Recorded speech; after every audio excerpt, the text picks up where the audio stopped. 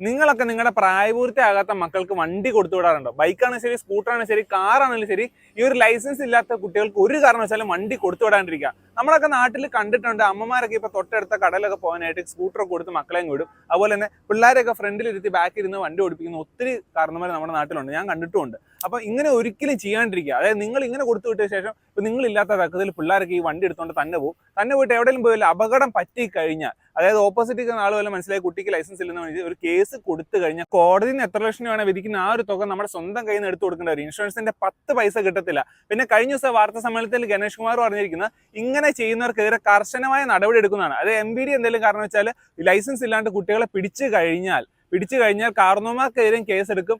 അതുപോലെ തന്നെ വണ്ടിയുടെ രജിസ്ട്രേഷൻ ക്യാൻസൽ ചെയ്യും. പിന്നെ ഈ ഒരു പിടിക്കുന്ന കുട്ടിക്ക് അടുത്തെങ്കിലും ലൈസൻസ് കൊടുക്കില്ല എന്നാണ് പറഞ്ഞിരിക്കുന്നത്. ഒന്നും നോക്കണ്ട, ആരെ കൊണ്ട് ശുപാർശ ചെയ്തിട്ട് ഒരു കാര്യമില്ല, കർശനമായ നടപടി ഉടനടി എടുത്തേക്കാനാണ് പറഞ്ഞിരിക്കുന്നത്. ഒരു കാരണം വെച്ചാൽ ഇങ്ങനെ ചെയ്യാണ്ടിരിക്കുക.